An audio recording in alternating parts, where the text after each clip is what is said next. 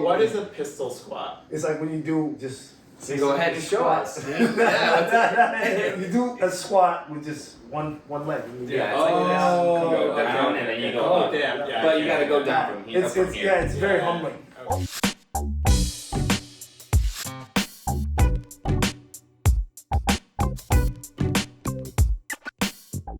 Hello everyone. Welcome to my fitness channel. This is my first video that I'm recording with my friends here who are all fit. Who are all fit, lead very happy, healthy, active lives. And I wanted to get their perspectives on their fitness routines. And not just fitness, but just talking about sports in general. I think we all were really involved in sports growing up, and that influenced our fitness journeys and what we do today. So we're kind of going to start with our childhood and then work our way up to current day, and then just talk about what we know and what we might want to share with you about fitness routines, and most importantly, what this channel is all about, which is injury prevention and functional strengthening. So before we get started, I'll just introduce myself. My name's Mayank. I mostly played, combination of baseball, basketball, growing up, but then in high school I played tennis and ran track just to stay in shape, and then got into lifting in college and beyond. I'll turn it over. Let's start with Moses. Let's get Moses' mic. Put me on the spot, huh? Well, my name is Moses. Jack of all trades, I guess. I do Brazilian Jiu-Jitsu, lift weights, and I played basketball, football, did a little bit of wrestling. Yeah, that's pretty much it. My name is Hayden. I play hockey currently, just recreationally, but that is also what I grew up playing, hockey. And then a bunch of other stuff too, running track and cross country. And then I am a fitness trainer by trade, I guess. And so I like all kinds of fitness. I like CrossFit, I like mobility training, anything that like makes me feel like I'm staying in shape and like ideally not regressing and hopefully even progressing. And then also just things that specifically like keep me at least okay at hockey. Nice. My name is Jamie Casado, and I'm kind of similar in that I do a jack of all trades type of thing. I like to do basketball. I played a lot of football growing up. I did baseball, and then I did a lot of not organized running, but I liked running a lot just as a kid. I think that's what I did the most, was a lot of cardio. And when I got to college, I kind of wanted to bulk up a little bit, wanted to get a little bit, more aesthetic for the ladies. Yeah. And so I started to lift a little bit. I got a little bit into lifting. I played a lot of heavy basketball throughout college. And right now I primarily do mostly lifting, but I will play basketball like maybe once or twice a year in like a men's league with friends or something like that, as far as organized sports are concerned. But primarily it's just going to the gym and trying to do a little bit of everything every single day, mostly full body, but a little bit of push-pull legs too, just to kind of like keep the schedule going. That's mostly what I do now. Nice. Yeah. Nice. When you were kids, like what inspired you about like the sports you played or the athletes that you looked up to? Yeah, so like what inspired me to like play hockey and get better? Yeah. Well, probably like most people, like you kind of get thrown into a variety of sports when you're young, and then you just like, you and your parents kind of together make a decision or decisions on like what you're gonna stick with. Yeah. And hockey just stuck with me. I don't really know why, but my brother and I both just liked it, and so luckily like we were like in a position that my parents were like okay with that, and they also liked that sport and they were okay with us playing it and whatnot. So I mean like to like find the like absolute foundation of like why I started playing hockey and liked it, I'm not really sure, but I just liked it, as a kid. And then like, you grow up and you start playing it, and if you are finding success with it and you're enjoying your time getting better at it, then I think it's just like a rolling snowball, like it just builds and builds, and all of a sudden you're so deep into it that you're like, it's a passion of yours. Oh yeah. So I don't even know how to, like I said, to describe like the foundation and like how that snowball builds or whatever, like it just kind of does. And then all of a sudden, like, at least for me, like I found that I loved it. Especially if you're good at it. Yeah, and like it's finding those successes, which can mean like you're good at it, or you know, you're like moving up in levels, or Yeah. you know, you're following the path that you're like kind of setting for yourself. So yeah, like the little and big wins along the way, like I think just makes you love it even more. And so yeah, I don't know that just playing and like keeping on playing and hitting those goals along the way just keeps like kind of inspiring you. And then of course you're like engulfed in the culture too, and you're watching hockey, and Yeah. all your friends become like your hockey friends, and you know, you just want to take it to however far it can possibly go. Yeah. For sure. Well, I grew up in a Laker household in New England, so I had the best of both worlds as far as athletes are concerned. I loved Kobe Bryant growing up, Tom Brady, obviously, David Ortiz. So I was just into every single sport. Yeah. So naturally, you know, I had a lot of, I guess, idols or icons that I looked up to. But I think the big one was primarily Kobe, just because he had that whole push in like the 2000s, and then so many campaigns that talked about his work ethic, how he woke up at 4 a.m, how he was always the first and the last in the gym, and then you don't really expect that all the time from the superstar because they're already gifted. You know, they're Yeah. going to be the best no matter what.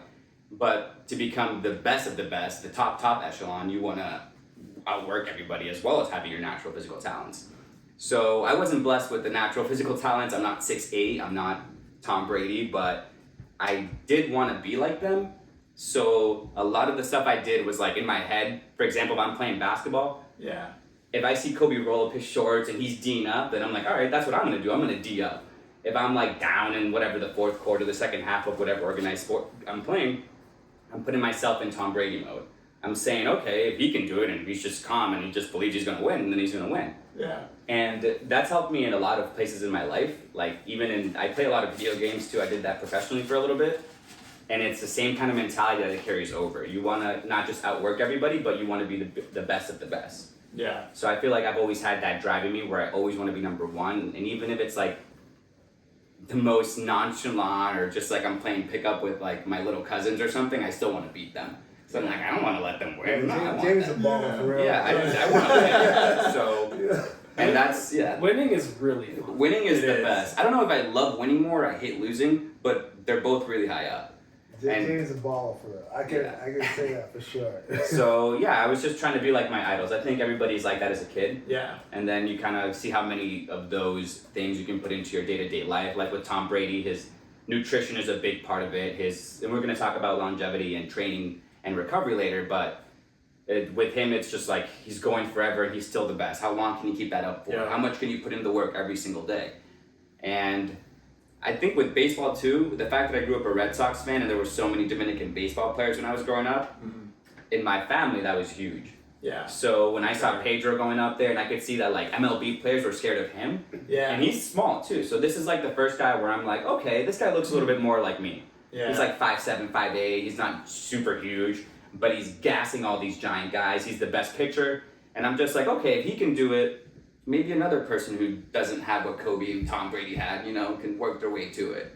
So, and that's not to say that Pedro didn't have physical, natural gifts. They all do, but maybe not as much as those guys. But yeah, I just tried to emulate them and be the best that I could in my particular either expertise or what I was doing. Because, hey, being number one is fun. Yeah. Here you go. My thought process is a little different from you guys. I just think of it as it's just a game, like something to do, something to have fun with. It's like I'm going out to play type of thing. Because growing up, we played soccer. Like that's all we did after school, during school. Like we called it break time. You go outside, you just play soccer, come back to class, and your uniform's all dirty and stuff.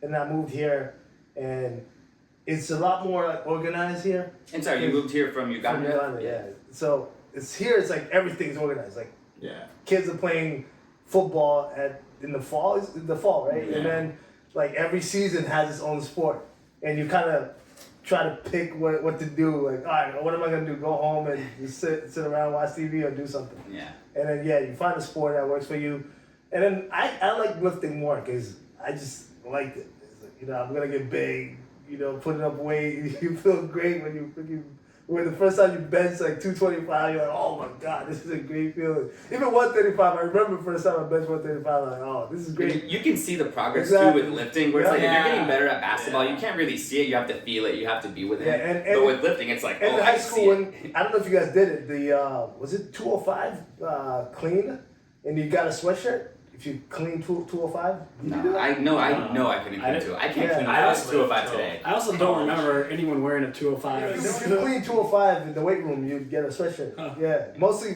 it was a football team. They type didn't of have thing. any smalls. Yeah. It's all. But yeah, that was cool. So you always aim like, all right, I'm gonna get that sweatshirt over here. I actually did not get it. What sucks? I never got it, man. I'm gonna go back now. Yeah, that's Yeah, I'll go get get it. it You now. can probably go back down. There's no age limit. I'm pretty Yeah, but sure. that was cool. And then now it's more like, all right, I mean, what can I do now? I mean, I got into jiu-jitsu because I used to lift a lot, and I'm like, some guy came up to me when I used to work at this place. He's like, oh, you should come try martial arts. I'm like, I don't know about that. I'm like, I lift anyway, like I can beat you up. So I go into class, and I go into class, and this kid, he must have been like 135 pounds. It just ragdolled me, man. I'm like, oh my god, I gotta sign The up. humbling, dude. He humbled Gotta me, be man. If you don't have grappling experience, don't fight people who have grappling Straight experience. up, I got humbled. Since then, I was hooked, and it's like, now it's just what I do, just that and lift. That's pretty much it. And then here and there, I'll play some basketball, but running is not my thing. Like Jamie's like running out. Yeah. As a kid, I used to love it. Now I hate it. I actually asked Hayden to Yeah. give me like some running tips. He did, and I tried it for a while. And I'm like, I can't do this, man. You have to be I can't careful do it. asking him for advice because he'll sometimes give you like expert advice because he's really No, good at but running. it was on point. Like it was like on point. I tried it, and then I was like, I can't do this, man. Not built for Like it. my legs It's not just- good business for me. My legs just do not like running. I don't know what it is. I could do like 100 meters of sprinting. I'm down. Sprinting for that. is fun. I can Sprinting's sprint, fun, yeah. but Yeah, it is. It's over fast. over like a mile? No way, man. I'm all set. I'm good. But you never know. Things might Yeah. change. They might build up to it. And for the record, I love running. I just can't do it a long time. So maybe that's a result of like not doing it often or keeping up, which is part of, you know, if you're good at it, you're going to want to keep doing it. And if you suck at it, you're going to be like, Yeah, you get discouraged. Exactly. I think that's why lifting is so kind of easy to get into and maintain because you just see the results so visibly and you can feel them. Especially in the like, beginning. Yeah, like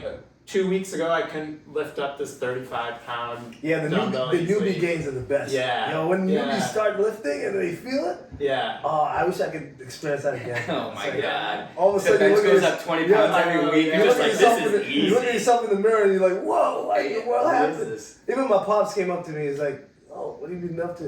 Because we had these 30-pounders, two of them, and I was in my room just pumping weight. And they looked at me like, "Oh, what's going on?" He's like, "Maybe I should sign up for the gym too." I was like, maybe you should, man."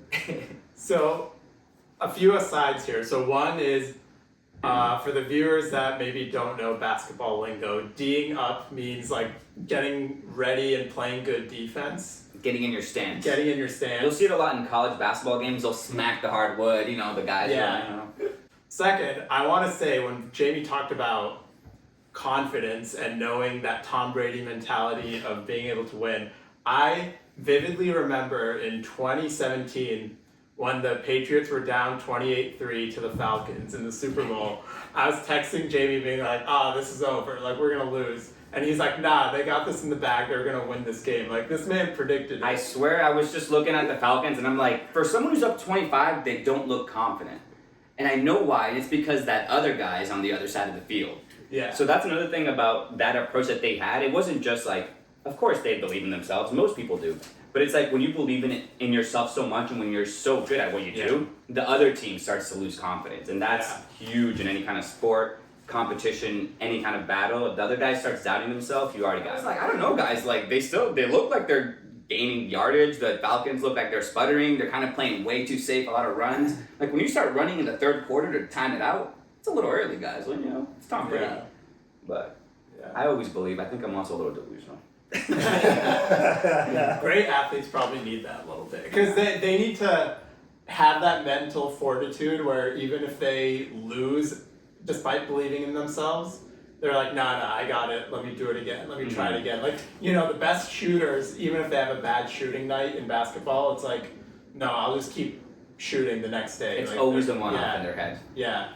I think, so if I reflect on like my relationship with sports and fitness and all that, I think in high school, I played tennis and I ran track. So I didn't lift until college, like freshman year. So I didn't really have strength in high school, and I didn't even think about that as like something I could do. Like, I don't know if it was because I was intimidated by it, because like it was just like the really jacked football players or whatever hitting the weight room in our high school.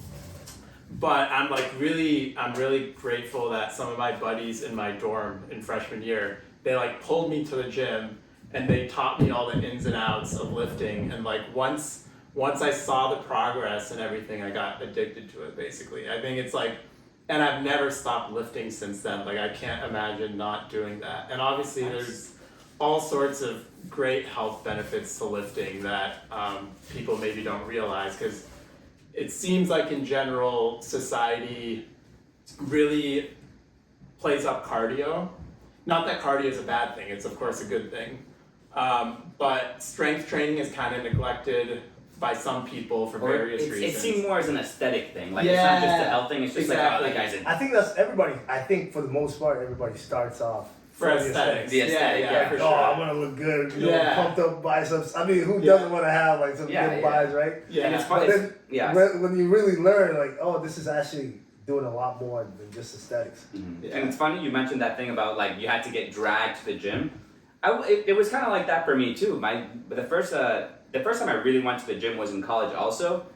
And I remember just thinking like, oh, I don't want to be all like muscled up. I like being like lean. I like being fast and quick, and I don't need that. But then when you start getting strong and then you go back and play the sports, you're like, oh, I'm like bumping people off their spots. Yeah. I'm quicker than them. I'm like going through contact so much easier. And it's like, oh, this is why I was like struggling so much in the post when I was younger. I didn't have any muscle mass. Yeah, and I think about this, I'm like, how much better could I have been in the sports I played if I just had more muscle? Like, I want to go back and play baseball now and see if I can actually hit a home run. Like, oh my goodness, is it possible? I don't know, maybe. I was a scouting playing baseball, and I was just like, I'm Dominican, I should be good. What's happening? Turns out you got to get strong first. So,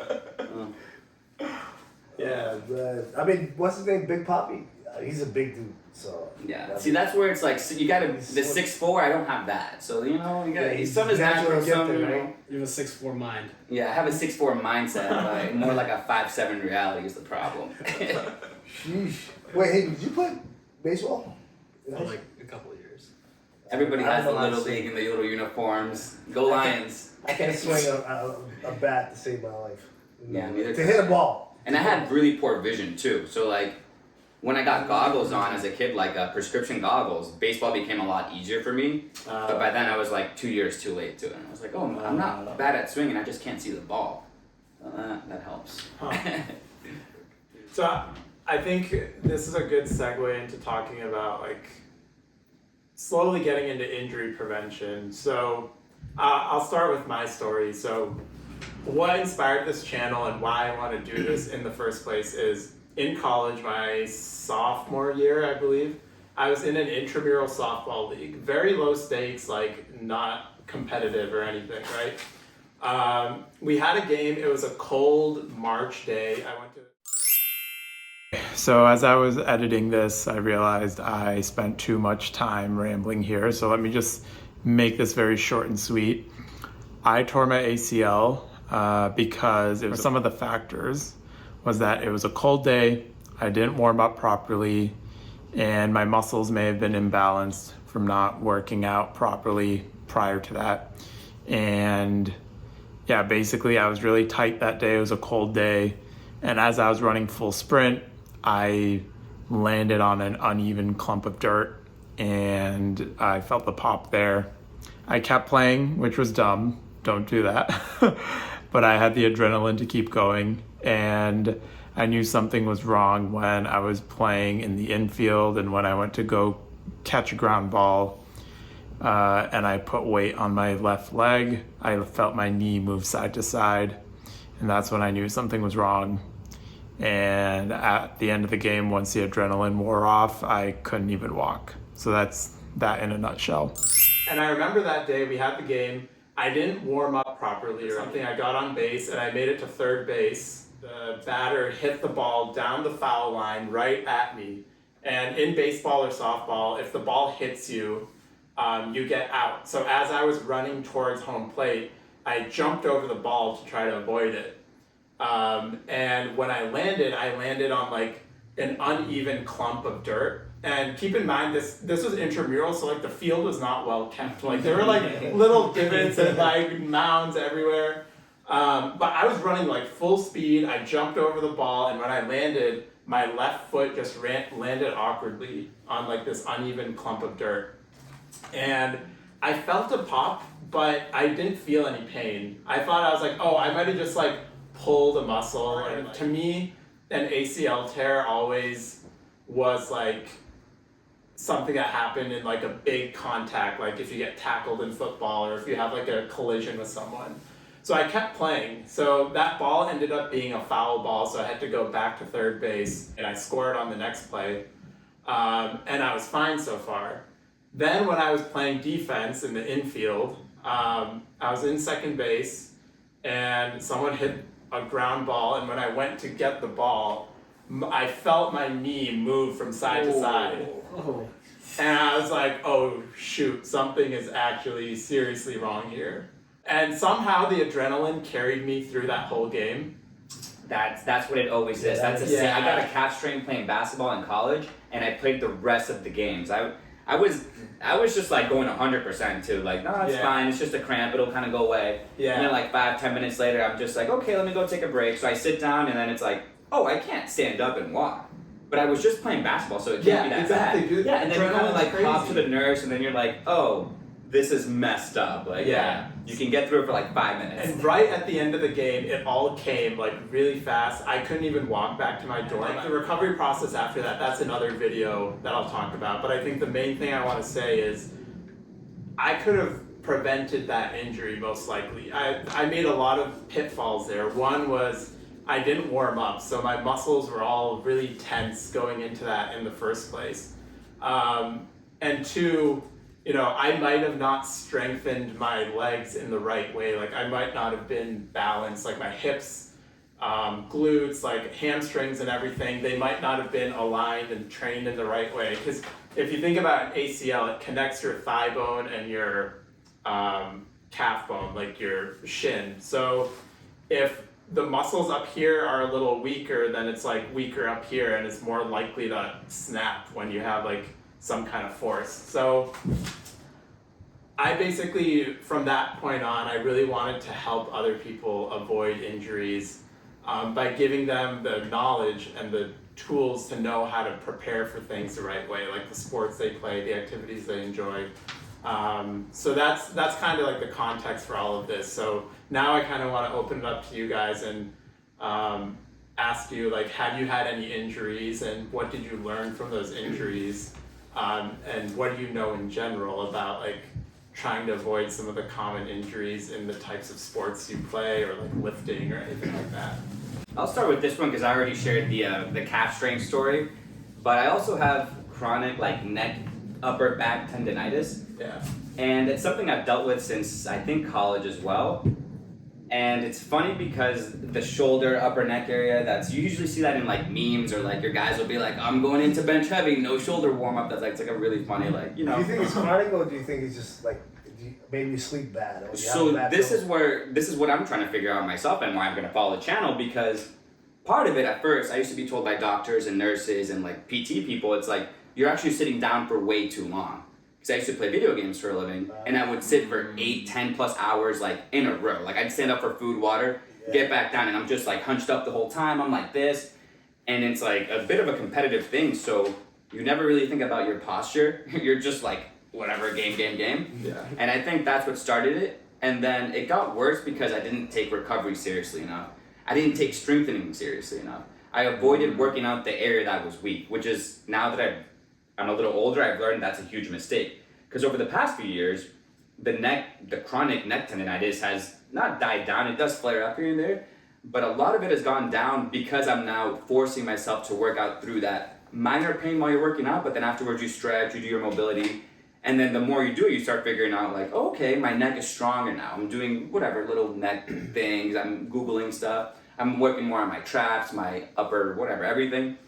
And now I'm lifting heavier. So I'm lifting heavier more often and I'm getting injured less. And I also don't sit down on my computer all day, so that helps as well. Yeah. But now that I'm strengthening the parts that were weak instead of just avoiding them because they're weak, I think that's my biggest thing. Like, do not be afraid of the places that get hurt or that are hurt, because them getting hurt is probably a sign that you could stretch it more, or you could lift more, or you could target it. Find ways to attack the pain. Don't run from it. That's my big thing. Yeah, that's true.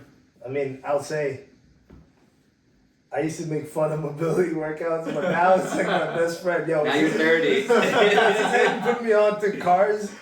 It's like every day I try to do it. Like, And what are cars? Yeah, I don't. Well, he can explain it. He's a mastermind behind it. Vroom, vroom. No, CARS is just an acronym. It's Controlled Articular Rotations. Okay. It's from this I guess a company, FRC, Functional Range Conditioning, Okay. and it's they have a lot of principles. They have a whole system, but CARS and rotational movement are kind of like the base of their system.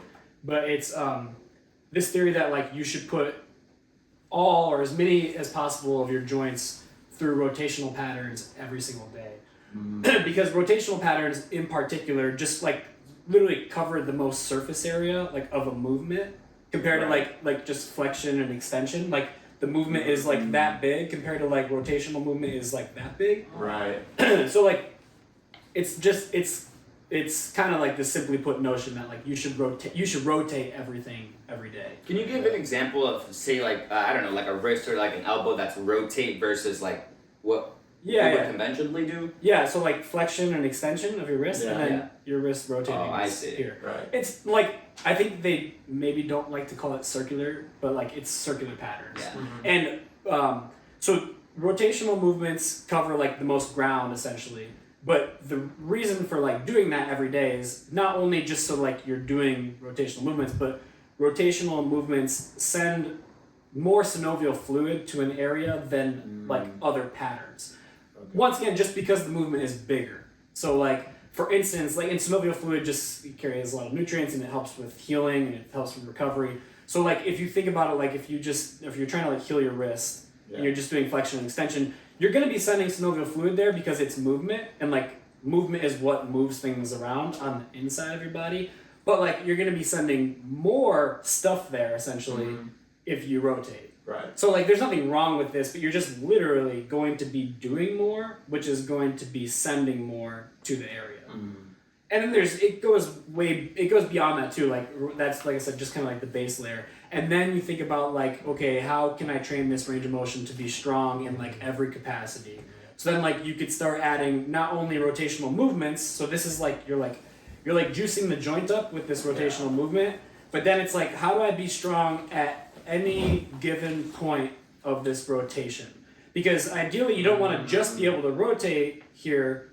You want to, but you want to be strong in every point of that rotation. That makes sense. So then you can, there's like, I guess without going too deep into it, the last point I'll make with like how do you do that is like apply force in any given point or through all points if you can. So for example, like if I wanted to like strengthen this portion right here, like when I'm rotating, basically externally, I'm kind of getting into extension.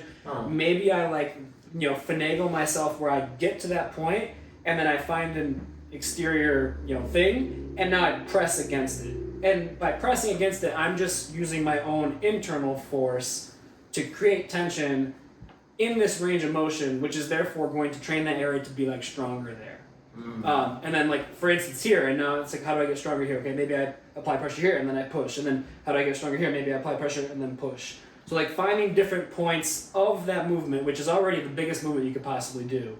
And then how do I make this biggest possible movement as strong as possible? It's like having a big cup and filling it high. It's funny because I saw you on Instagram the other day. You were doing like push-ups with your hands were external, and I'm like, you're doing it wrong, dude. Like, I'm like, oh, that actually is like that helps it. Exactly. Yeah. Like, there's no rules really with fitness. Like, obviously, a push-up is Yeah. like is typically like this, but like if you're trying to be strong here, why not try to do it there? Yep.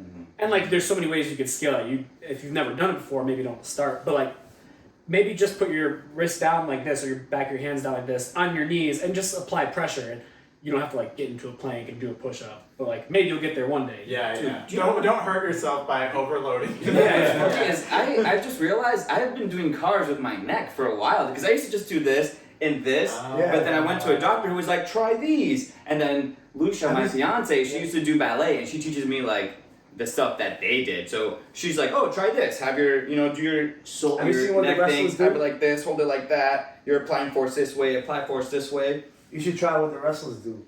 How to get on? Well, don't try. Don't try this at home. Yeah, they like get on the ground. Their head is like on the ground, and then they rotate the whole body. Yeah, just on their neck, I know what you're talking about. and they have really strong necks. I see, dude. Another example of that, like I give the point of like isometrics, where you like, how do I strengthen every point, like almost like individually. But you can also this is where it just basically this is like. This concept just takes you into like weightlifting is I could also just like grab a weight and then do the rotation with a weight. Right. And then like I grab a heavier weight and then all of a sudden my wrist is getting stronger in all points of the rotation. So like you can obviously do it in like more isolated fashion like that, but then you also can like graduate in a sense to just like resisted wrist cars and then heavier resisted wrist cars and then more of them, like you can take it infinitely. Maybe the thing about like traditional lifting, I guess, is you just know there's certain movements that people do and they only stick to those movements. Like you do your bench, you squat, Your you deadlift, do couple curls. couple curls, yeah. Nothing else. Like there's no other. Even when people squat, they don't even drop like. Or like even variations of squats. Yeah. There's numerous ways you can do a different workout. And I think it's also people are kind of like intimidated to try something new because of fear that they'll get hurt, and then fear of looking like, hey, you're an idiot, you're doing that wrong in the gym. Which is funny because every person I've ever spoke to who loves the gym or like goes very often never thinks like that about anyone. Yeah, first like time if you're at home and you think like, oh, I don't want to look dumb at the gym, no one's looking at you. Yeah. We are just so into our workout. I remember the first time I went to the gym trying to do a kip up, and I was like, no, I'm not doing it. Because I had to use the bands, and I had to figure out how to actually like get on top of the thing.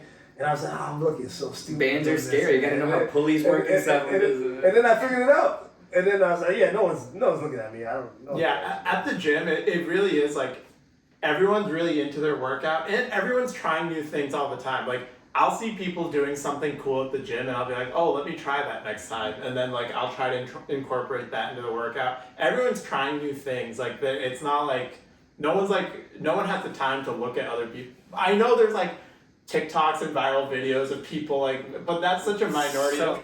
I don't know about you guys, but when I just started lifting, I used to look at the biggest guy in the gym. What is he doing? I'm copying that. I'm just taking that. We just put 2 plates on this. That's what he's doing. I remember I went to the gym with Jamie one time, and this guy was doing hammer curls, and I'm like, I've never seen those, and I was like, is he doing them because he's trying to get bigger? And Jamie was like, no, I think he's doing them because he's already big. It's like a chicken and the egg, or like a chicken and the which yolk. one is it? Like, what's going on? To this day, I don't really understand how. I think camera curls. Speaking of injury prevention, I understand how they work. No, I understand how they work, but I don't know if they actually work. They focus more on your form, I think. Because speaking of injuries, I used to curl conventionally. That's it, just conventionally, like easy bar curls or dumbbells.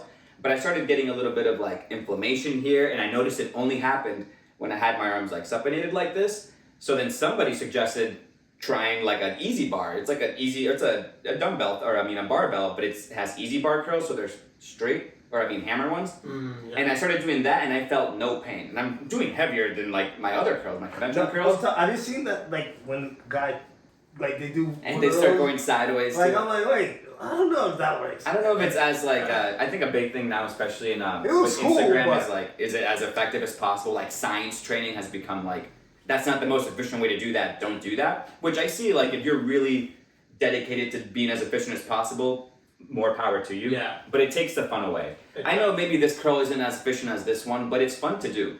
And if fitness isn't fun, if you're not enjoying yourself, you're not trying new things, then it might, in the long run, be worse because while you're not as efficient, you're not enjoying yourself, you're not going as much. So it's better to go a lot and be 80% efficient than be 100% efficient, burn out, and then it's not like a thing that Exactly. you enjoy. Exactly, and that's such a good point, because something I really want to do with this channel, the whole point is injury prevention and functional strengthening as tools to enable you to keep doing what you love. Like, just think about how active or fit you are right now, or maybe you have some goal that you want to achieve, and being able to sustain that for as long as you can in your life. Like, for me, I want to be able to like walk 8 to 10 miles a day in a city somewhere, you know, and not have any pain.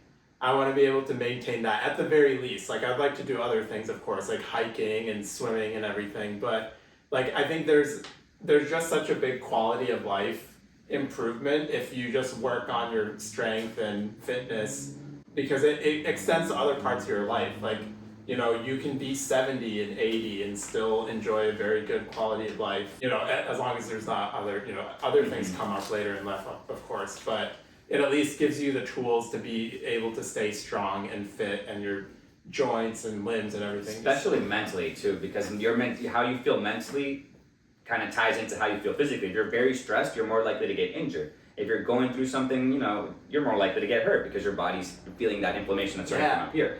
Which, ironically, it's funny because going to the gym, working out, staying active reduces that.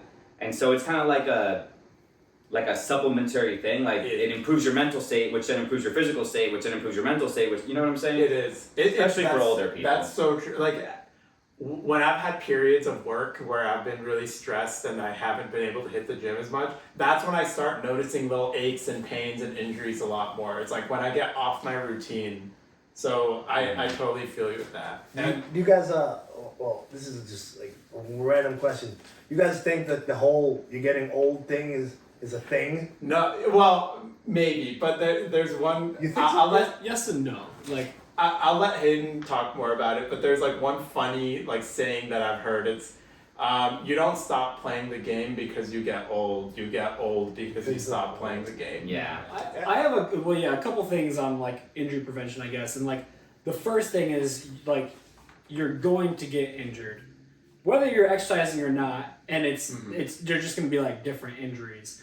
And like what you were saying too, like taking in like the whole spectrum, like the gross like outlook on it is like there's gonna be so many things that attribute to that. It's not gonna be just your exercise or lack thereof, or what kind of exercise you're doing, but like your nutrition and your like state of stress or lack thereof. But you're going to get injured, and I think like having a good mindset of like knowing that, and then like obviously trying to limit them or like limit how severe they are is obviously very important. But like setting yourself up for success from the get-go can be really important, and like especially if you're someone who's new to like exercise and you're trying to right the ship, but if you go into it thinking that this is going to solve your injuries, which maybe it will to some degree, hopefully it does, but also know that you're going to be going down this path that like you're also going to get injured along the way.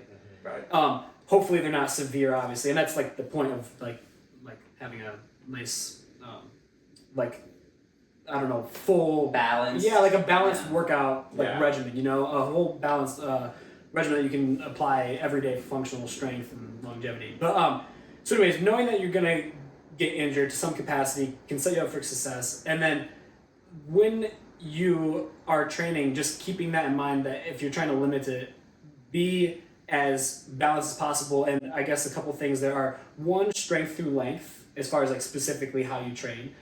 Be mobile, which would be not just flexible or strong, but both. I think can be really important. So like being able to do the splits is great, but if you can do the splits very passively, but you can't really generate a lot of force in that position, then that could be like too far on that side of the spectrum, on like the flexibility spectrum. And then on the other side of the spectrum, being really strong but not even being anywhere near the splits is like you're too strong and you're not flexible enough. Yeah, so like finding that balance in the middle where you're like mobile or like you have a lot of mobility can be really beneficial. Strength through length is always the like phrase that I always come back to. And then another phrase. Sorry, strength through length. What does that mean? Is that like? Do you mean like? Because I was thinking lengthening the muscles, but do you mean lengthening like the? Yeah, lengthening your muscles or lengthening like the positions you're training in. Okay. So strength through length meaning like taking the splits example, being in the splits and being able to be strong in that really deep range of motion. Okay. So like Okay. like everybody kind of has like maybe a different like capacity for flexibility. Mhm. Like I might be able to do the splits this much, and then the next person might be able to do like the over splits, where like their feet are like on top of something, so they're like overly split. Oh yeah, Or But- yeah. on the So- blocks. So like ideally, you can get as much of your potential range of motion as possible, but you can also gain as much strength through those ranges of motion Right. as possible. So like I said, like using the spectrum analogy again is like, if I could do the overly splits, like the over splits, however you say it, Mhm. but I was just kind of put up there via blocks, and like someone maybe had to like lift my legs and put them up there. Like I couldn't do it on my own. Right. Then I don't necessarily like own that position I see. because I have the length, but I don't have the strength. You know, Yeah. like That you didn't get there by yourself. yeah, I didn't get there by myself, or like once I'm there, I can't What really. are you gonna do with it? Yeah, once Yeah. once You're I stuck. How do you get out? once I get there, I can't really do much with You're it, you stuck know. there. So like, try to be flexible. Like incorporate like flexibility training into your regimen, and like try to hit maybe some flexibility goals. Like maybe your flexibility goal is to hit the splits, and that's good. Like I'm not saying don't try to just get flexible, but like keep in mind that if you're trying to go down this path of like injury resilience, you want to go there in the middle of that spectrum. You don't want to go there like one route or the other. The balanced way, you know, like with Right. anything else in fitness, be balanced and be strong and flexible, and be strong in your flexible positions. You know? Honestly, that makes a lot of sense, because when I think back to all the times I've been to physical therapy, that is kind of what they're working on when they give you different workouts and regimens. It's like, first they try to get your range of motion better, like when I was recovering from my knee surgery. But then as you get a little bit of motion, then they add strength to it, like way sooner than I expected. I was like, oh, Scary. yeah, it's scary. I was like, oh no, I have to let this recover. But it's like, no, you have to start adding strength, or else you're going to get injured again. Yeah. Yeah. Two more very. I'll try and summarize this up real quick because I feel like this like encapsulates all of at least my opinions on mobility. Maybe not all, most. So strength through length, and then also this directly correlates to like use it or lose it, which is like what you said with like you don't grow out of the sport, like or. Oh, you don't stop playing the game because you get old. You get old because you Yeah. stop playing the game. Use it or lose it, right? So like for example, say you get the splits and you become strong there. Yeah. But then you're like, I got it. And then you like stop doing Don't it do for it, 2 yeah. months, you're gonna lose it. Like Yeah. for sure. And it's the same thing, this doesn't even apply to just mobility work, but like whatever you get to own in your fitness lifetime. What I mean by that is like whatever movement you like conquer basically. Whatever movement, whatever weight you conquer, it is never permanent. So like basically from that point on, you're either gonna be trying to progress it or at the very least trying to just maintain it. Because if you stop doing it, you either want to be going like this or like this, because if you don't do anything at all, it's gonna go like But you think it's easy to get back I'm there seeing- though? yeah, you can, and you can always I'm climb seeing that back up. myself. Yeah. You can always climb back up. It's not like I don't mean to sound doom or Muscle gloom. memory, like once Yeah, you get there, it's you actually can a thing. reconquer it better. Yeah. Yeah. But I'm But feeling yeah. it with pull-ups now, dude. I don't do pull-ups like I used to. Like I used to grease the wheels, like they were part of my routine. And now when I'm doing a pull-up, I'm like, oh, I can do like maybe 7 or 8. I used to do like 10 weighted pull-ups. Now I'm just like, I Well, you can't. probably gain weight too. So Yeah, but I'm like it's- deadlifting. Everything else I'm doing heavier because I'm doing it. But now I'm not greasing the wheels with pull-ups. I'm not doing them at all in my routine. Yeah. And I'm like, oh, I can't do this. I mean, you know what I'm It's saying? like it is so it's very hard, but it's also so simple. The best like example I can give is I play hockey, like pickup hockey, and there's some guys who are like 60 and 70. They're older guys, and they are like still very competent on the ice. Yeah. And then I know some other 60 and 70-year-olds who are like just not even competent movers, let alone can play hockey Yeah. Yeah. and like have the balance and the coordination and the strength and the capacity. See, that's why I think that. Oh, sorry. And no, all I was gonna say is the only reason is because they never stopped playing. They used it so they didn't lose it. Yes. You know, like that's really it's so simple. You know. Yeah. That's why I think part of it's like kind of when people say, "Oh, you're getting old," whatever. I don't know if that's a thing, man. Like when people say, "I'm injured because I'm old," I don't know. Like, it's just, Or maybe you're trying to do the same thing you used to, where it's like, It's a good excuse. It is a good excuse. It's a good excuse. I don't, Yeah. because And no one questions you. They're like, oh yeah, I know. Especially someone younger than like, you, because how am I supposed to would be you like, say I don't would know. you say you're fitter now than you were like 10 years ago, or vice versa? Yeah, I would say I'm fitter now. I'm maybe not as like skilled. Like for example, I probably was a better hockey player. Yeah. But also, once again, it's use it or lose it. I was playing hockey every day then, Yeah. and now I still play hockey, but I'm focusing on like being more well-rounded. Yeah. I still want to be good at hockey, but I want to be able to lift. I want to be able to be flexible. I want to be able to run. So it's just a matter of where you set your sights. So That's true. yes and no. I do feel like I'm overall much more Much fit, fitter. and I'm much healthier now, for sure. See, that's the part. I feel fitter, but I don't feel healthier. Yeah, And that's like a lifestyle choice. Yeah. So you could like, drinking, sleeping late, that's, Yeah. that's where you start kind of harming yourself with your choices. Sorry, one more thing. No, yeah, I don't hear you. This is specifically about your injury. All right, strength through length, use it or lose it. But then this is like very ultra specific for like I think people who play sports, especially if they're like a rec league sports player and they probably don't take care of themselves the way they should, but they're still trying to play at a very high level. Because you push yourself. Yeah, you push Yes. yourself. You push yourself kind of without the preparation. Yeah. If you're in the gym, I think you should absolutely add some. Like I don't know if there's a specific name for it, but stopping of force training. And this applies actually also. Deceleration? Yeah, deceleration, eccentrics. Okay. Like because you talked about like I thought ACL could only like that injury could only happen like if I got like blown up in a football play. But like a lot of times, even in like a football game, that injury happens when they are stopping themselves. Yeah. Non-contact. And like you Non-contact. brought up LeBron James and Tom Brady, like how they are so like how they achieve that longevity in the sport or in their sports. And I don't know their training exactly, but I do know like a lot of the best like still competitive athletes I know are not only really good at generating force because they need to be really quick and powerful and explosive, but they're extremely good at stopping force. So like, and that could be like anti-rotation. It could be deceleration. It could be eccentrics.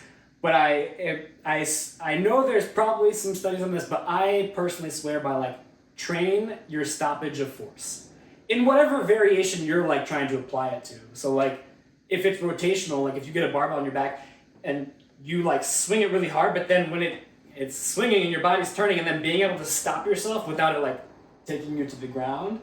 And like that, the rotation you're creating, you gotta be real athletic, but then you gotta be real strong at stopping that force so you can then turn it back around, So how are you gonna train that? In the I do gym? PVC. Like in the regular I gym? do PVC rotations every single day, and I've never, because I guess I'm doing it. I am stopping it, but But it's I'm never trying thought to to me think to of like how, add weight. how to incorporate that in like a Dude, regular gym. Like, grab a barbell, put it on your back, and just start it's like, rotating. rotate, Yeah. stop. Hit that quick twitch. And it's kind of scary to purposely do quick twitch stuff, especially if it's not for sports, you're just doing it for fitness. Because everyone thinks that's where you get hurt. Like, oh, don't do that, you can't go too hard. You're going to hurt yourself. And it's like, well, if you're going to do that in your rec league, if you're going to do that in your life, Wait, is your that body what- has to experience Is that it. what You people know, do with medicine balls?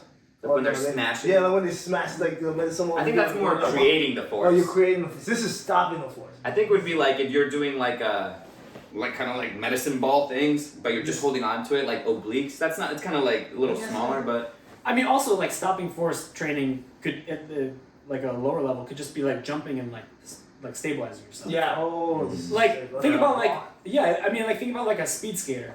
You jump from your right foot to your left foot, and like you to catch yourself on your left foot and not fall over or like not roll your ankle, you have to decelerate in a very small amount of time. Like balance it for a split second and then jump off to your right foot, decelerate, balance it for a split second, jump off. Yeah. Like that in a lower ways, that's Like deceleration NBA training. basketball players, they're taught how to fall properly. Like there's so much jumping and landing mechanics. Like I think it kind of goes into that. That's maybe a little different from the deceleration or whatever. Similar idea, But it's though. similar idea. It's like how do you handle? You're going full speed. How do you like stop yourself in a safe way so you're like distributing the forces through your body in a way that and your muscles can handle it. I've read that's one of the things that LeBron James was like super, like he was very cognizant of that in his training. He changed how he ran. And you could see it in like earlier videos when he was first starting to play basketball. He used to just like, I mean, it's LeBron, he's gonna fly through everywhere, he's gonna be the fastest guy, sure. But if you look now, he's running different. He's paying more attention to how often he's like running the lanes in the same way. Like little things you don't really think about. In basketball, you're on defense and you just run over the offense. You just go back and forth. But how you go back and forth, finding the ways to do it the most efficiently, because you're going to be doing this, basically you're doing suicides for like an hour when you're playing basketball. So finding ways to do that, a lot of people don't think about stuff like that. But when you're that level tier athlete, you do all the little things. Like in his videos, you always see him doing like little band works, the most odd Bosu ball core stuff, and you're just like, what is all this? But yeah, it works. So do you think with his injury, had he trained how to like stop, what like that would have strengthened his like joints, whatever? Maybe, but You know? I also am assuming he was training that. And also, you can't limit. I mean, Yeah, you're it's also gonna gonna get happen. injured. It's just once again, it's like risk mitigation. it is. You know, exactly. like just do your absolute best to train for what you're kind of just like you're trying to prepare for what you're going to be doing. Yeah.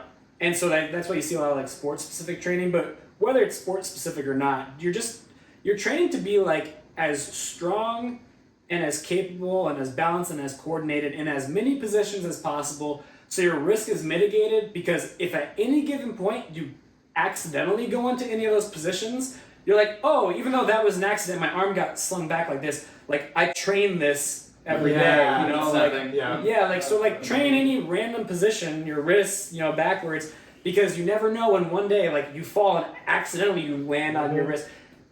Now that's not to say I might not get injured here, but like if I do push-ups like this and someone else doesn't, I would have to say that if we both fell at the same time in the same place and we both landed in the same exact way, I'm probably at least a little less likely to get injured, because I've like just randomly been training. Yeah, you strengthen that point. Yeah, exactly. So that makes sense. That's a really good point, and I think just to bring this home for everyone, maybe you're not an athlete, or that's not kind of like what you're aspiring to do.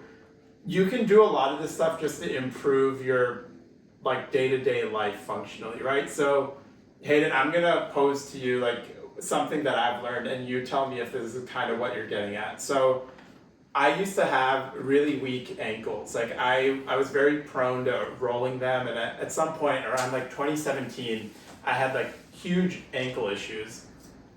And I went to a lot of physical therapy, which helped a lot to like actually get it back on track. But I've noticed what's actually made my ankles way more resilient recently is this random workout that I learned on accident while I was doing another workout. So I used to live in LA, and there was a staircase on a hill behind my apartment where I lived. So I'd just run up and down the stairs for cardio. And one day there was this guy who was also working out there, and he saw that I was like running down, and he was like, hey bro, like you should sidestep your way down, skipping a step every time you go down, because that'll like make your way down more productive, and it'll make your hips, like it'll engage your hips and your glutes and improve your balance. Don't just run down, work this in. So I was like, all right, I'll give it a shot. And it was really hard to do at first because I just hadn't trained those muscles. I've been doing that religiously since, and now I live on the East Coast. There's no hills like that, but I've been doing that more or less at the gym, getting on like a, what are these? Stairmaster? Not a Stairmaster. It's like whatever It's these. a block. The block, yeah. Just getting like the on a step block. ups, yeah. And the step ups, I just step down from those with weights, like 30 pounds or 40 pounds, whatever, to train those muscles in the same way.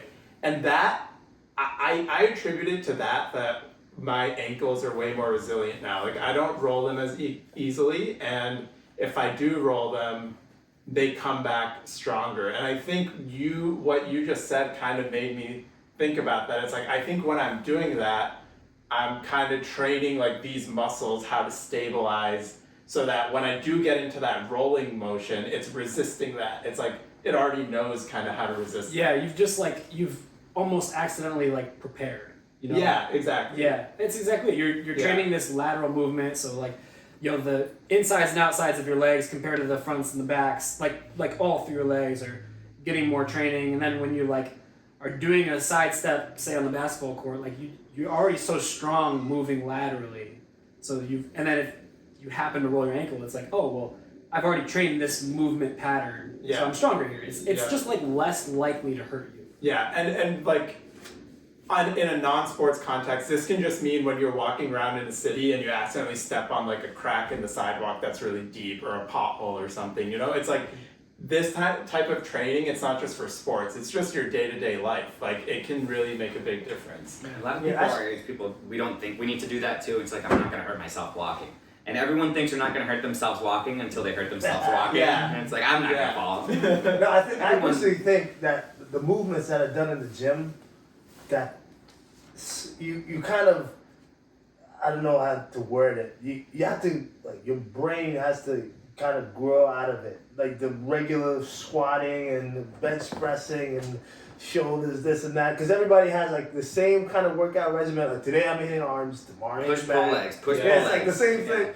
But then you kind of have to get out of that and do the unconventional trainings, like It's the you're functional doing, strength. like kind of stuff. Like I went a period when I was like focusing on pistol squats because I could not do a pistol squat, and I figured it out. Just like I went to YouTube how to do a pistol squat, and I went from there, and now I can actually do it. And I was like, oh wow, look at this. And that I think those kind of workouts like actually help day to day. Like what you said, walking and Your ankles are there's a stronger. crack, Yeah. whatever. And you step in, you don't even feel it. Or you might little tumble here and there, but you're not gonna roll your ankle because you strengthen that. Dude, pistol squats are so humbling for anyone who goes to the gym, especially if you have like a heavy squat or like you can leg press 1,000,000 pounds. If you have strong legs and you try a pistol squat the first time, you're like, oh, I'm not actually God. strong at all. Yeah, like not even remotely. What is a pistol squat? It's like when you do just. So go ahead and show us. We might not have a position, right? You do a squat with just one leg. Yeah, it's like this. You go down and then you go up. Damn, yeah, But you gotta go down from here. It's very humbling. Okay. Also, you realize how tense like your hamstrings are most of the time. People don't. It's like stretching is a big thing. Hamstrings, the forgotten leg half. Yeah, it's like bro, it's like you realize I don't stretch enough.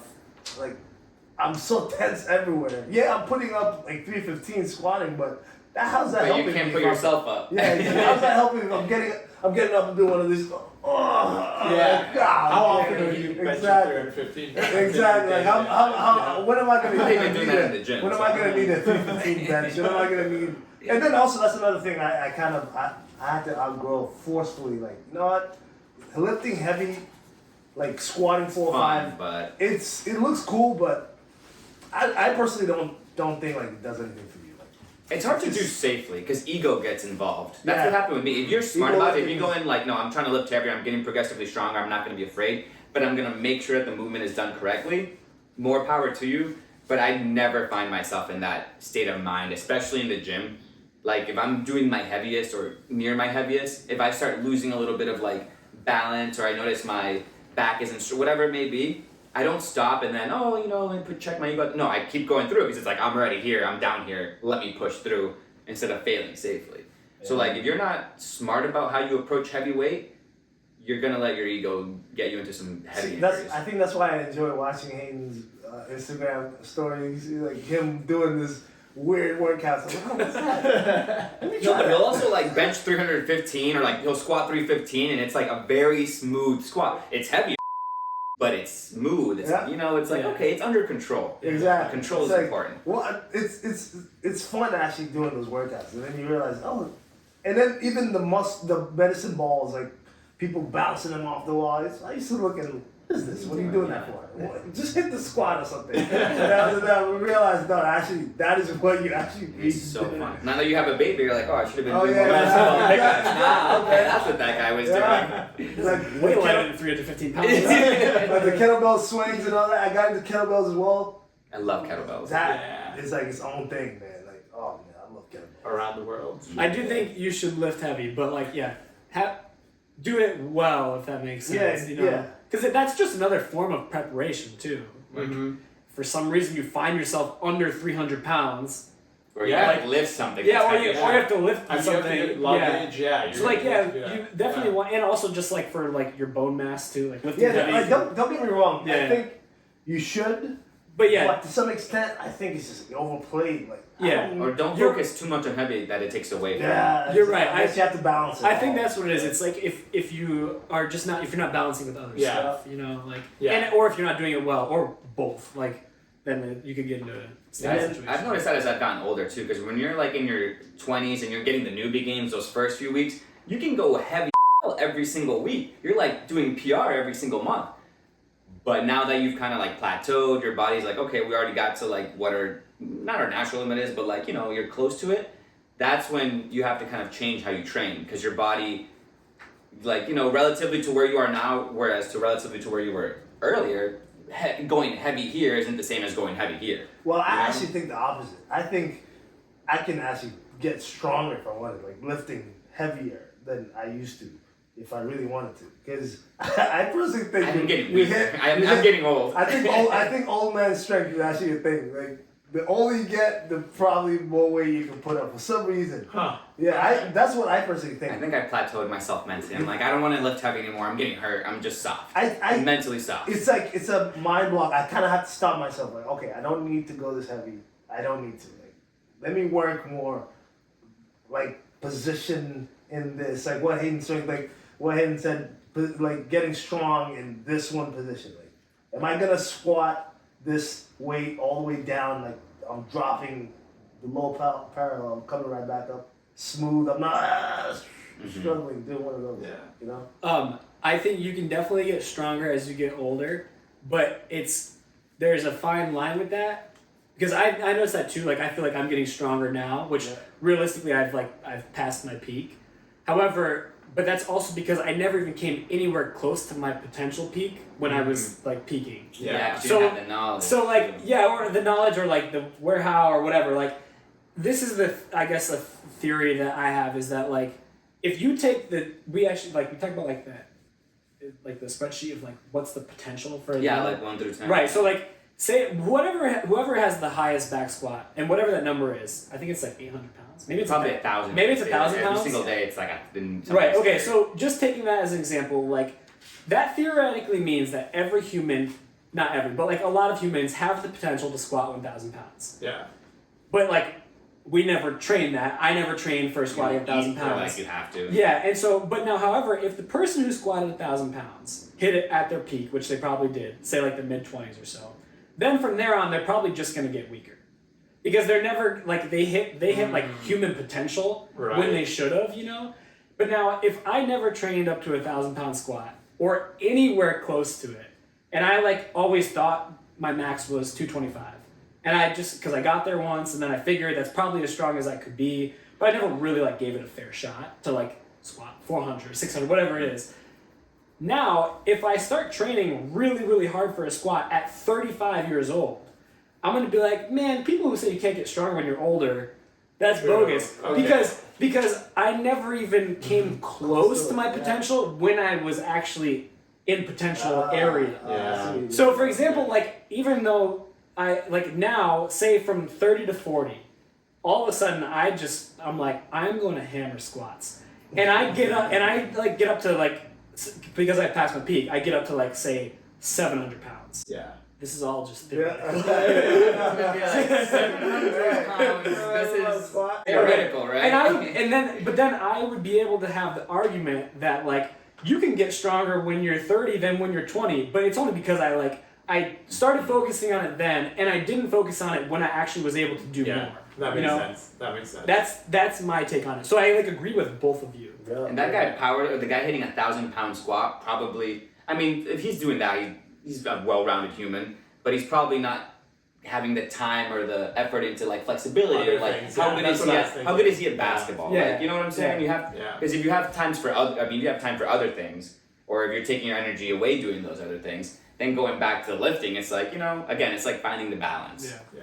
What are some of the concrete things you've learned and apply in your day-to-day or near day-to-day to prevent any of the common ailing injuries you might have? Yeah, I want to start with this. Mine is simple. To be honest, like I just work through the injury. It is what it is. Like even right now, my hip is messed up. My elbow's messed up from last night, and I just deal with it. I keep going. I keep training, and Okay. It just kind of works itself out, Power which I should through. not be doing. Yeah, that is not a medical That is, yeah, opinion. for sure. Don't do that. Do not do that. I Imagine should, Kevin going out. You can fly. I should not be doing that. He cannot but- fly. Just so everyone knows. Well, my thought process is if it's like a really bad, of course there's different grades of it. If I tore my ACL, I'm not gonna go training. Yeah. But if something hurts, just minor, doesn't hurt. I'll still go training. I'll still go lift. It's like I gotta get through it. Yeah, even there's though it's some levels. uncomfortable. There's different definitely levels for Yeah. sure. Yeah. I don't know. What I almost 100% agree with that. Maybe not 100% because I don't know exactly like your protocols or your methods, but Pain tolerance too. Yeah, but I do definitely agree with like if you get injured, provided it is not a extremely serious injury, the best way through it is through it. Once again, that comes with like a bunch of caveats. A lot of Wait, asterisks. I don't Yeah. take painkillers. I Yeah. used icy hot for my elbow last night and this morning. Now it's actually good. Like I A little don't feel menthol, you know, a little Yeah, loose. it's still there a little tweak, but other than that, I think the only like I guess way that like I would describe it, say with the caveat, because I do think generally speaking you should train through your injuries, but like if there's a smart way to do it, which is maybe subjective, but like treat it as a problem you're trying to fix. Mm-hmm. And so like you're like going back earlier, I said like you're gonna get injured. Say hopefully the injury isn't too bad, but like you get injured and then the next day you shouldn't just not do anything. I think once again there's a caveat that if it's really bad, like if you need to go to the hospital or something, but like go to the gym and explore that area and see exactly what movements, what patterns, what loads are hurting that area, and then try to basically like problem solve. I think that can be a very crucial thing. And a lot of times, maybe a lot is an exaggeration, but many times, at least in my own experience, is that like when you go to the area and then you explore the movement patterns and you kind of intuitively figure out like almost what hurt it in the first place, and then you try to kind of replicate that but in like a more controlled way, you can actually do some really good healing work. The example I guess that I have specifically, like you were talking about was it your shoulder? my elbow. Your elbow, and then your hip too. My hip is Like when I was going through a really big running phase, I hurt the outside of my foot, and it was like here, and I like it hurt to walk, it obviously hurt to run. My first instinct initially was like I should rest and I should not walk or run for a while, or like walk cautiously or whatever.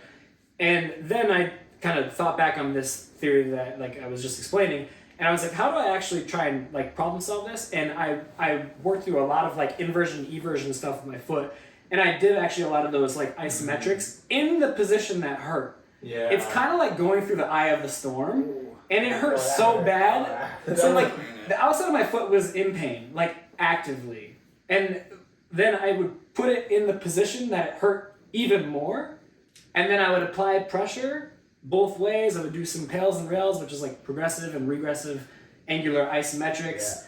And then I would do ankle cars, and then I would try walking, and I would take it to a light jog. Now all that is like at like say like 20% effort. Yeah. Because I'm not trying to like hurt it more, obviously. Yeah. But then the next That's key, then yeah. and then so like once again there's like the smart ways to do this, but I got better so much faster than I thought I was going to.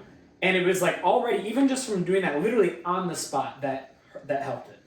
And then I like the next day I was doing the same stuff, but at like say 40 to 50% effort, and then like adding another mile to like the light jog, and then like 70, 100% effort, and then another light, and then all of a sudden it was gone.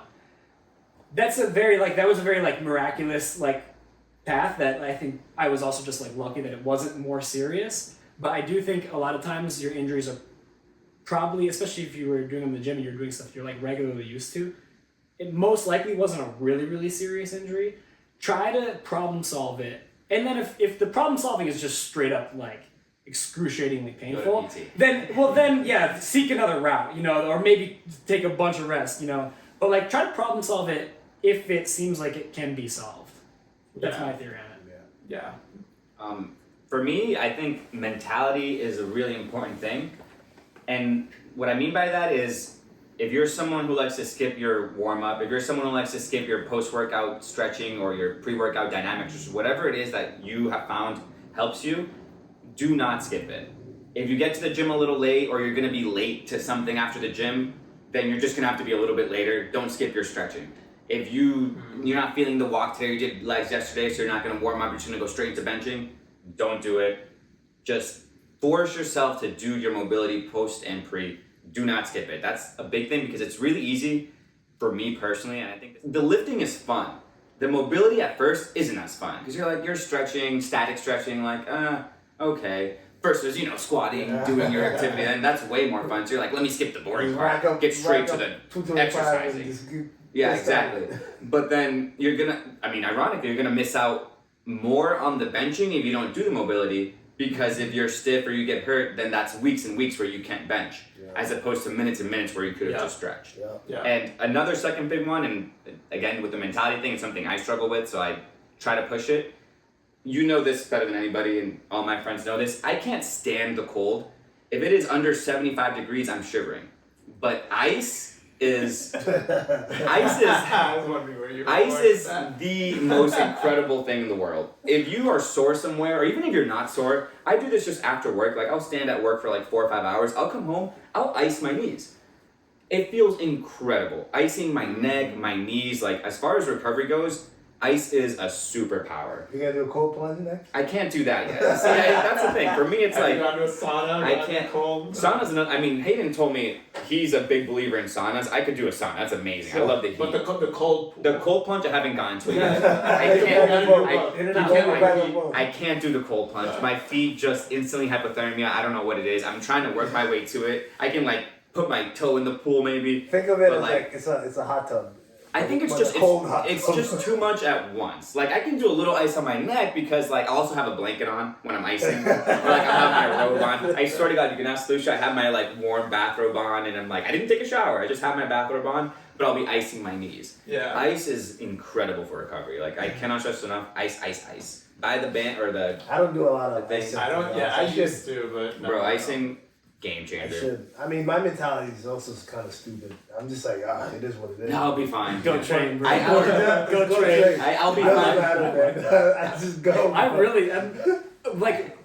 almost 100%. You're just scared to tell people to do it because you're this can't be the way to do it. This is way too easy. I do I love Moses's catchphrase is just go train. Just go, man. And I really do to many degrees, I really do just agree with that. You just have to keep doing it. Just keep Use it or lose it, dude. Yeah. If you just completely take the time off and you say I have a problem, I'm gonna either ignore it or I have a problem and I'm gonna wait it out. I do not think for a lot of scenarios that's the way to go. Yeah. 10 years of waiting it out did not help. It just kept getting hurt. I'm damn, maybe I should get this thing stronger. My personal anecdote to this question is, so my two problem areas are, if I had to boil it down, it's my knees and my ankles. So those have been problematic. And I've found now, through a lot of trial and error and experimentation and training, workouts that help that. So I talked about the sidestepping thing. I call it LA stairs. That's just what I call it. But that helps with my ankles and my hip strength, right? And then my knees have always been problematic too. But what I've introduced recently is walking backwards on a treadmill on an incline. And I don't know if it's just correlation or causation, whatever, but those two things have really helped my ankles and my knees. So the walking backwards, I used to have knee pain, and what Hayden said not to do. It's it's just a little knee pain, I'll just rest and let it get better. The Jamie method. But then in the past 3 years, I was all right, if I have knee pain, it means something's my hamstrings or my quads are weak, or they're not stretched properly. So I would go focus on those, and that's made a big difference doing that backwards treadmill walking. It just, my hamstrings I think have always been neglected, and ever since I've addressed that, it's gotten a lot better. That was the big thing with this. Sorry, talk about that with you, yeah. This the 7 seconds or less suns, that their whole thing. I researched it because I was I'm just curious what this is about. Their big thing was, if you are hurt, sore, if something is messed up on one side of your body, it's going to affect everything else because you're going to send more resources or you're going to overcompensate for that pain. And the reason I started thinking this way is because I had this excellent PT in LA for my ankle issues. And other PTs only address the ankle. He looked at the whole thing. So he's like, because your ankle is messed up, your whole posterior chain is messed up. It's weak. Yep. So you have to work everything from your glutes down to your hamstrings to your ankles. So after that, like the end phase of my recovery for that was like jumping, doing a lot of jumping to get the ankle strong and like, you know, doing stuff like that. And I wish I could like get an interview with him because I think he's the best PT I've ever had. Like he looked at things holistically, which I really learned. Yeah, that's a great way of thinking about it because if say you're squatting and I don't know, like your foot hurts, or let's say your knee hurts. Yeah. Could be that something, you know, up here is not working right. Or even your form might be off, and there's a lot more to look at. It might not be just your knee. Or it could be, you never know, but there's a lot more going on than that. And that happens all the time. Yeah. Talk about the problem solving, like just to give a specific example, I've had like kind of some jacked up stuff going on with my knee, and I've been playing around with different positions and patterns, trying to figure out like what it is. And something recently that I like kind of discovered is at least correlated in some manner is that my right big toe is extremely stiff. And I started stretching that's not just, it's my right big toe, it's the arch of my foot, it's this right Achilles. Relative to my left side, it's just, as I stretch it, I just feel it's much tighter. Yeah. And I started stretching it and doing some isometrics and some strengthening.